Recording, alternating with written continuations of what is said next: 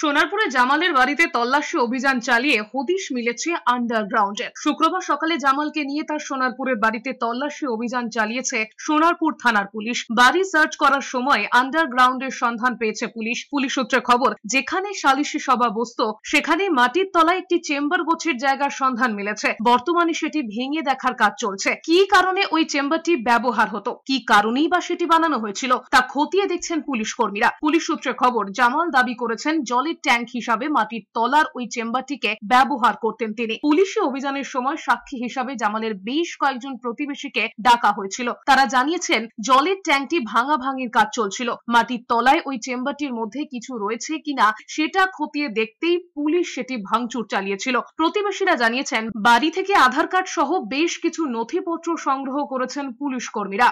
ওই আধার card, DVR আর বাদ এগুলো স্যার জানে। ওইখানে ওই জলের ট্যাঙ্কিটা ছিল, ভাঙা হয়েছে।